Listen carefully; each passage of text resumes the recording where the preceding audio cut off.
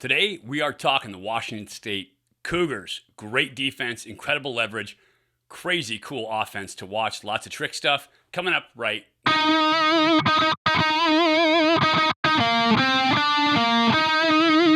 Hey, everybody. Welcome to Bear Insider, Ultimate Insider Podcast. I am Mike Pawlawski, Cal Hall of Fame quarterback, radio color analyst. Today, we're talking about Washington State, the Cougs. This team looks really, really, really good on film. Took Oregon down to the wire. They should have had that game. Let Oregon get back into it with 22 fourth quarter points. That was really an upset if you watched that game. Oregon found a way back in, but Washington State had them absolutely stymied for 3 quarters. Defensively, offensively, they had Oregon guessing all over the field with some of the stuff that they did. I'm going to give you my breakdown today. I'm going to talk to Coach Wilcox. He's going to give you a preview. We also have defensive coordinator Peter Sirmon on. He's going to talk about that and what it's like to coach his son as well. And so we're going to talk Washington State all day long. First, my take. This is a really, really fun football team to watch on film. Start on offense at that quarterback position. Cam Ward is their new quarterback. Number 1, came out of Incarnate Word. He is a guy who, he was like really the first big NIL discussion that was out there in the Pac-12 in terms of quarterbacks. And there have been reports about all kinds of stuff, what he's got going on. He's getting a Ford Raptor and tickets for his parents to come to every games and all kinds of stuff like that. But this kid adds something to the offense. He is super dynamic. Comes in at 6'2", 220. He's already over 1,100 yards passing on the year. He's about 70, little over 70% passer, threw for 77% last week versus Oregon. But he can get the ball out from any position. He has great arm strength. He reads extremely well. He sees the field. He understands what he's looking at, and he gets the ball out of his hand. He can also make you miss in a phone booth. Think about this. Jaden DeLaura, who we faced last week, is a very good quarterback, mobile quarterback. If they didn't think that Cam Ward was the guy, there's no way they would have let DeLaura get out during the NIL stuff. There's no way they would have allowed him to transfer. They would have done what it took to keep him. But because Cam Ward was that dude and they got him in for that system, then he is the guy, a really good quarterback for what they want to do there. They're running a version of the air raid system. What does that mean? Well, it's been taken from what Hal Mumme and Mike Leach did initially, and kind of so many coaches have had their hands on it and put touches on it. But they've added counter, which is a gap scheme run to it. They've added fly sweep with pin and pull gap style run concepts to it as well. They're doing a lot of front side zone. They've added a ton of RPOs to it, which is the run pass option. And so this offense has an answer for you if you don't get the box numbers right. If you leave 5 in the box, they're going to run the ball at you. If you put 6 in the box against a 5-man box, then they're going to throw the ball at you. And so wherever you overcommit or wherever you are trying to ensure, they're going to try to take advantage of that with what they do on offense. So fun to watch as a quarterback. I loved watching this stuff. They have some pretty talented players on the outside as well. So Donovan Ollie, one of their wide receivers on the outside, he plays their Z position, has 24 receptions already this year, 260-plus yards, 2 touchdowns. Good wide receiver for them.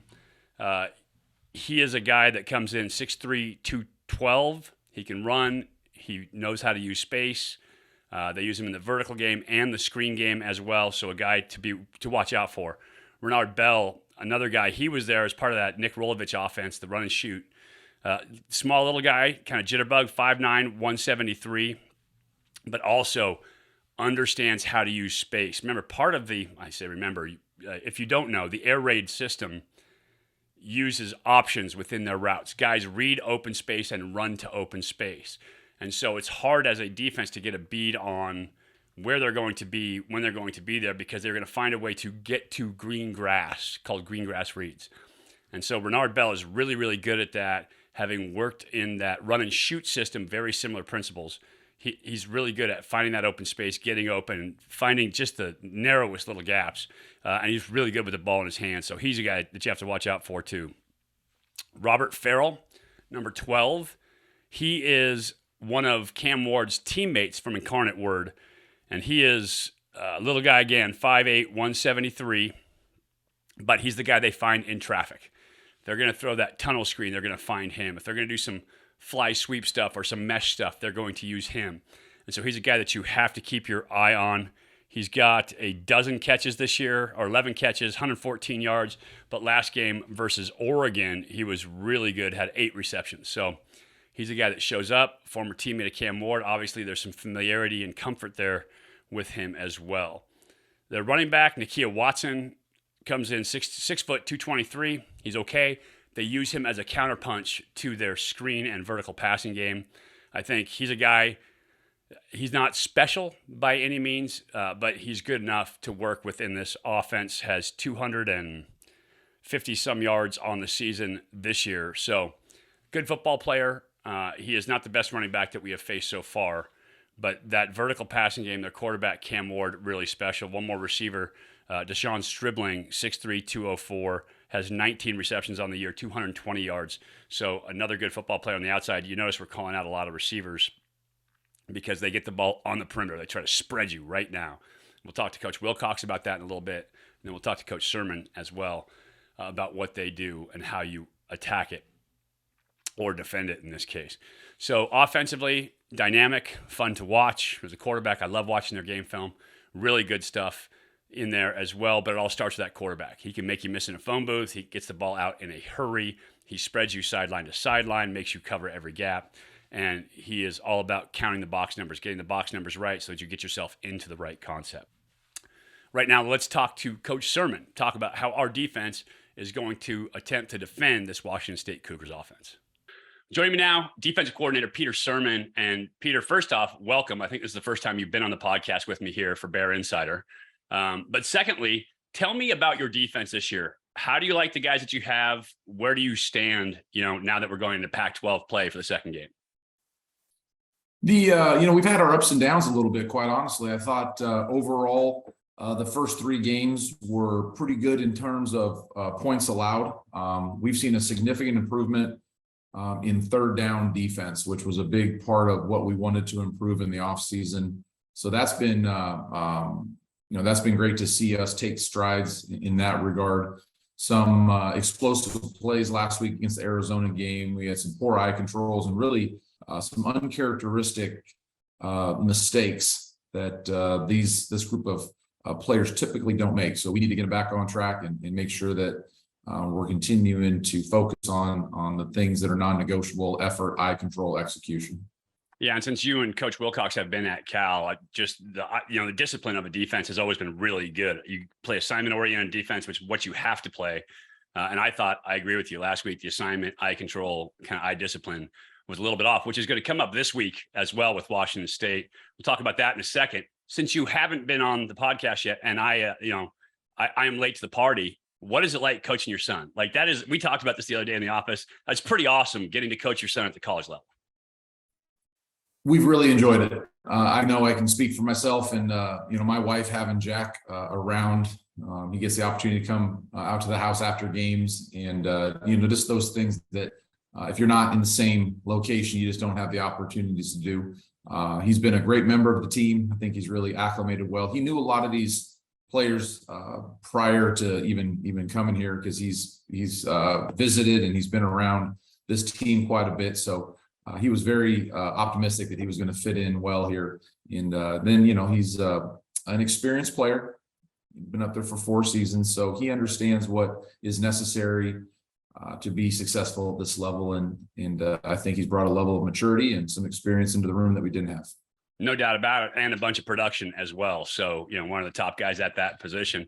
The linebacking core is your position, right? That's your group. Talk about our linebackers, kind of the guys that you like, what they're doing right now. Yeah, we just visited talked about Jack. Ryan Puskas got his first career start last week. He's been a player that's been developed in the system, and it's great to have him have the opportunity to go out and show what he has done. Nate Ricina has continued. He played 35 snaps last week at the Mike linebacker position. So it was great for him to broaden his role in conjunction with the special teams. Muelo Iosefa is a player that will be back with us, on special teams and finding more of a role on defense as well. So those are some of the guys that have been playing linebacker. Femi Oladipo actually just moved, and now he's kind of splitting time at linebacker, really outside and inside, and I think we'll continue developing that role for him as well. Yeah, a dude like that, like Femi with that body and kind of what he does as just a young kid. Like it's going to be amazing watching him kind of grow up through the position. Talk to me about last week's game, what they did, a couple things. We talked about losing eye discipline on that fake bubble screen. You're going to see some of that this week coming up against Washington State. What have you been doing to coach that hard? Yeah, we're thankfully we are getting some of the same concepts from Washington State, and those Hollywood concepts. The perimeter players have to do a great job to be able to set edges and then be able to hinge and high low. Once it transitions from bubble game to what we call Hollywood, which is a fake bubble.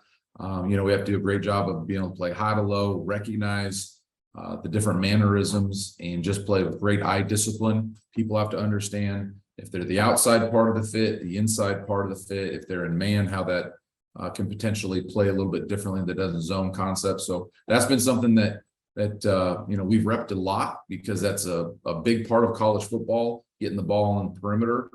It's such an easy throw for quarterbacks to get the bubble part, and then it's a very easily complementary play to transition to that the Hollywood part of the bubble screen. We'll continue to work it, continue to emphasize it, continue to throw some different pictures at it to help leverage the ball and help guys be able to play over the top as well. And this week, Washington State is kind of classic college offense for now, if there is such a thing, right? They're going to read box numbers, RPO you. They're going to throw the screens to the outside and then take some vertical shots at you.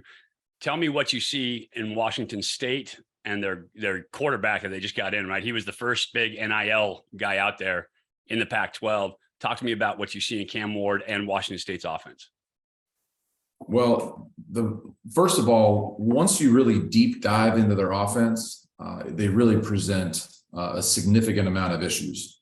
And then to boot, you put on a very, hate to say it, but he's a fun player to watch. He really is. I agree with that 100%. Like, he is dynamic. As somebody trying to stop him, you have to make sure that when you're watching the film, you're thinking, okay, how can we stop this player? But the things that he can do with the ball, the ability for him to spit the ball out of his hand, he can throw it sidearm, he can pitch it forward like he did late in the Oregon game. He is a tremendous talent, in my opinion. Big picture, offensively, they have the capacity of going as fast as they want, which they put on display against Oregon.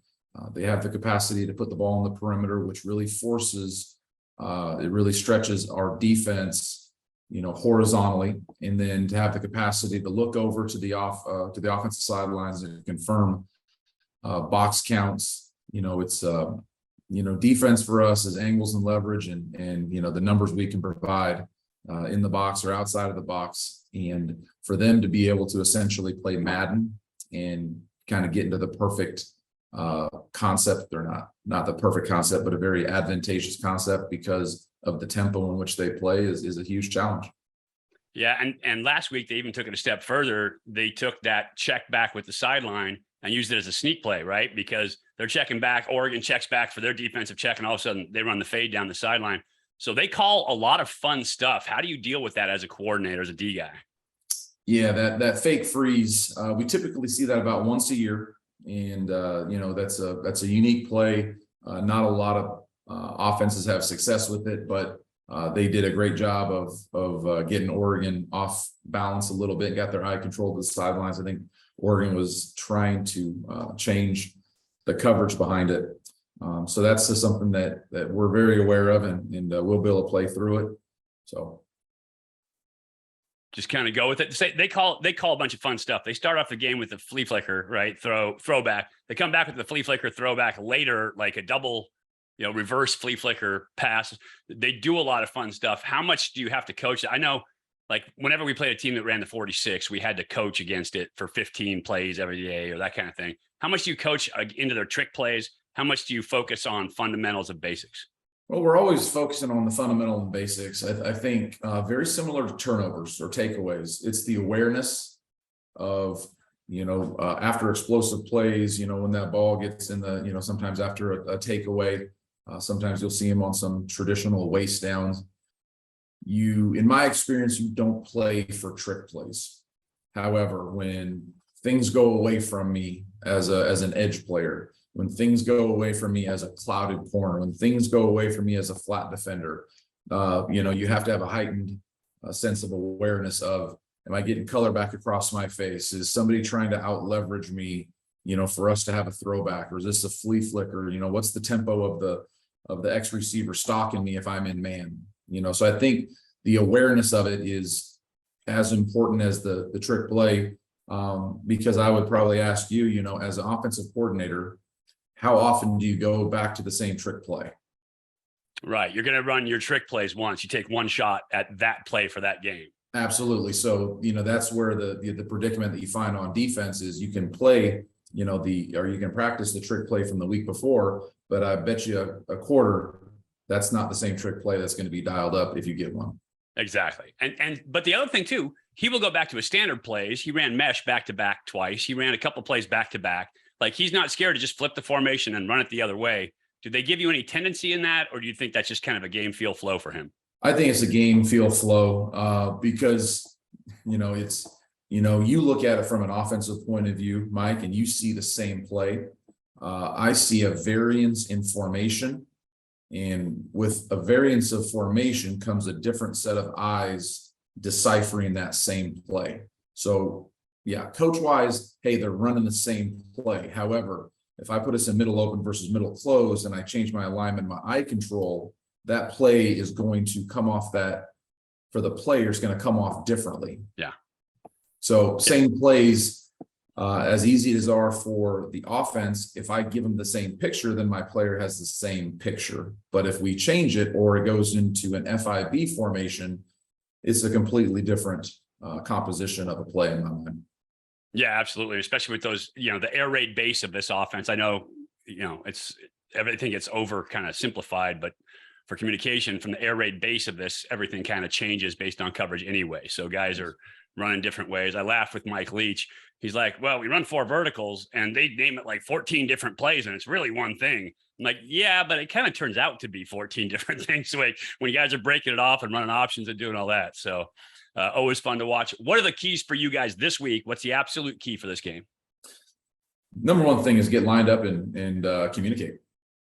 It's elimination of self-inflicted wounds. And I think that's unfortunately what we showed a little bit last week. We did some things, I don't think we were beat on some of the explosive plays. I think we had unfortunately a huge hand in assisting those explosive plays. Yeah, absolutely. And always key defense. And you hear it here, right? Quarterback talking to linebacker, like defense, so assignment oriented, offense, so kind of stretch oriented, getting the philosophy in place. So important. Peter, I appreciate you coming on with me today. Looking forward to a great trip. I always love traveling up there. Like, I get guys that talk about hating to go to Palouse. I think it's a great trip. Well, Palouse is close to home for me. Growing up in Walla Walla, about 2 hours south of Pullman. My mother was a Coug, so there's a little bit of family ties up there, and we're excited to go back up there. Washington State is a very talented team. We're excited about really getting over last week's performance and getting back to a standard that we feel good about and we can be proud of. Yeah, home of the Sweet Onion, right? My buddy played at Walla Walla JC there. So yeah, Walla Walla Sweets. Yeah, that's awesome. Thanks for coming on, Peter. Have a great game this weekend. Thanks, Mike. Bye. So obviously, Peter's got his hands full this week. Good offense that he's facing. We'll talk to Coach Wilcox in just a second. Let's talk a little bit about this Washington State defense, because maybe as impressive as that Washington State offense was for the first 3.5 quarters, this Washington State defense was even better. Oregon has some speed. They got guys with speed on the perimeter. And Washington State was out leveraging them at every single point. They were at the point of attack. They were getting outside of screens. They were outside of wide runs. They were getting, carrying guys through vertical seams. They were doing everything that you needed to do. as a defense. They were getting after the quarterback as well. And so Bo Nix was feeling some pressure early in the game as well. One thing that Washington State does extremely well is they bring their edge rushers. These guys are very, very good. You may remember the name Ron Stone Jr. He's 6'3", 245 pounds, and he was an absolute menace to Cal's quarterbacks, Chase Garbers, last year when they played Washington State at Memorial Stadium. He is an absolute stud. This guy is a guy to keep your eye on. He's number 10. They've been limiting his snaps a little bit. They're calling it a pitch count, keeping his pitch count down because he had an undisclosed offseason injury. One of the things, I think Mike Leach started this at Washington State, is they don't disclose injuries. So they just make it a rule, never disclose injuries. He had something going on in the offseason, so they're trying to limit his snaps. But even in limited action this year, he has 1.5 tackles for loss, a sack, 2 pass breakups, and 5 quarterback hurries. So limited snaps, still getting it done at that edge.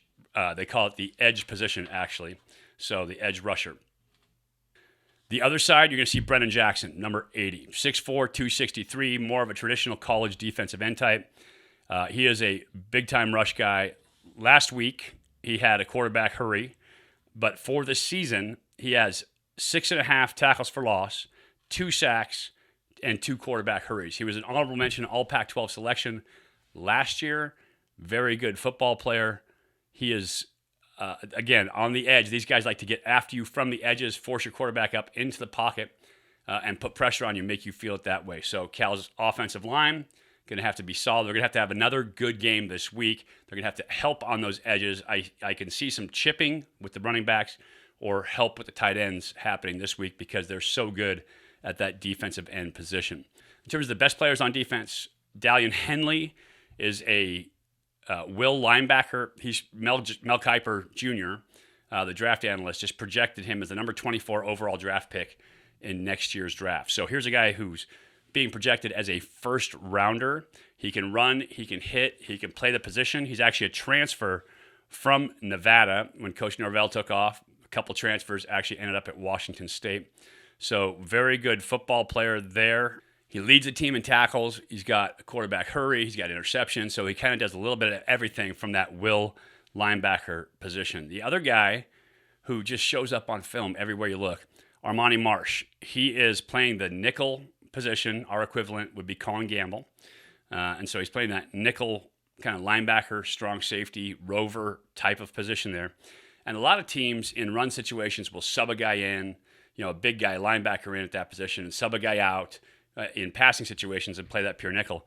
They just leave Armani Marsh on the field and he plays it, just runs it. And so he's not huge, 5'10", 190. He's a redshirt senior. He's just a very good football player. He's on the watch list for the Lombardi Award and the Bednarik Award. He's also a preseason All Pac-12 player. So he's really good. For the season, he has 21 tackles, 2 tackles for loss, 1 sack, and a pass breakup.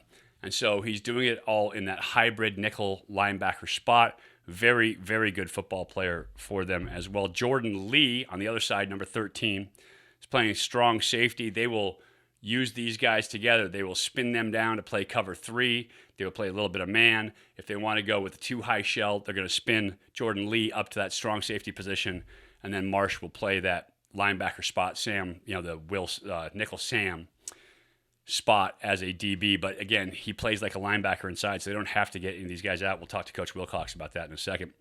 So a very talented defense, a couple guys that are really, really dudes, and they are aggressive. They will out-leverage you. They will be in position. They run fast. They hit. They tackle. And so a very good defense to go against this week. Right now, let's talk to Coach Wilcox about his thoughts on the Cougs and heading up to Pullman. Tell me about the Cougs. They have a fantastic quarterback in Cameron Ward, right? He turns out to be the steal of the NIL quarterback class with what he's doing up there. I just heard he was a wing T quarterback out of high school. So talk about a waste of talent there, right? Great guy. They've got those same athletes that they had under Leach and under Rolovich with some bigger guys added to that receiver core. I think they do some really nice things on offense in that air raid scheme with a little run behind it. Yeah, they run it. It's different than Coach Leach. I mean, this is they run the ball. If you give them light boxes, they'll run it on you. They have zone game. They got counter, a ton of RPO. The receivers, they got size on the outside. Then they have those quick guys that can get open. I think they got 5 guys with 10 or more catches. Schematically, they can give you a lot they go fast. They'll tempo you, then they'll freeze you. Again, just the variety and versatility of the offense is noticeable. The space they use on offense is noticeable. And the QB is just a really unique talent. He has some things that not many people have.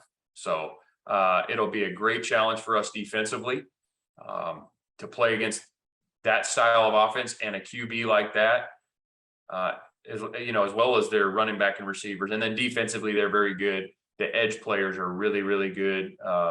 Linebacking group, their front 7, the secondary, it's a really good defense that they got up there. And so probably similar. 4 down stuff, 3 deep, cover 1. Then they got kind of myriad of blitzes and stuff. They'll get aggressive on you, but yeah, it's a really good team. Yeah, the defense in particular, I was gonna say, as good as that offense is, that defense looks to be even better.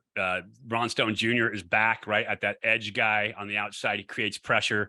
You have the linebackers chasing guys all over the field. They have that hybrid nickel backer, number 8. I forget his name right now, but he shows up on film everywhere when you look at him. So they're really, really good from the front to the back end of that defense. What does the offense have to do against these guys to have success up on the Palouse? I think it's, again, staying in rhythm.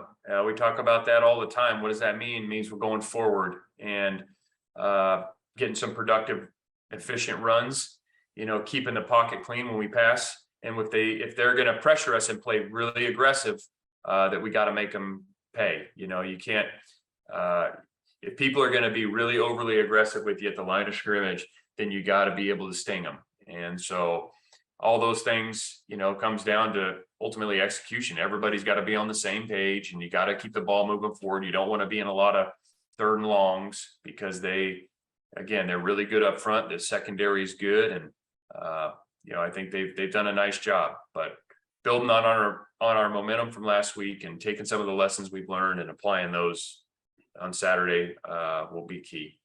Just one last thing about the trip, in that I remember from the time that I got to Cal, people always talk about, I hate going to Washington State. Oh, it's a long trip. Like, this is one of my favorite trips of the year. I love going to the Palouse. I think it's gorgeous up there. It's kind of a fun environment. It's a college town. How do you approach this with your team? Yeah, a great environment. The trip's not that long. It's an hour and 40-minute flight. I think we can handle that.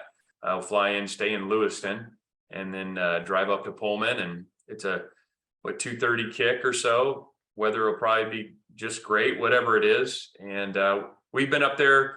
I've been there a number of times, and I think we went up there the last time got canceled, but the time before in 18, and it's a great environment. So our guys will be excited to play. They appreciate all the different places we get to go, and it'll be a great environment. And even more importantly, we need to go play good football, and defensively, offensively, special teams, because this is a good team we're playing. Yeah, one of the hottest games I ever played was actually in Pullman. Like, people talk about the cold up in Washington. It was 102 when I played there my junior year. So It's one of the hot games. Coach, I appreciate you coming on. Congratulations. Huge win versus Arizona. Looking forward to another great performance versus the Cougs. Thanks, Mike. Go Bears. So there you heard it. On the road, one of the things that you have to do is bring your defense. Defense, special teams, discipline, super important when you go on the road. Bears defense have their hands cut out for them today. Glad that we got to hear from Coach Sirmon and Coach Wilcox about what the Bears have to do when they go on the road this week. You can listen to me and my partner, Joe Starkey, on KGO or on the Varsity Network app. You can always catch us there. I will have a wrap-up in a podcast next week of this game. I am looking forward to this Palouse trip. I love it. I think it's gorgeous up there. I think it's fantastic. Washington State was actually the very first school to send me a recruiting letter when I was in high school. So it's a little bit of a soft spot in my heart for them. But always wanted to beat them. So that said, I'm looking forward to the trip. I appreciate you watching. I'll catch you next time. Thank you for watching Bear Insider, Ultimate Insider Podcast. I'm Mike Pawlawski. Go Bears.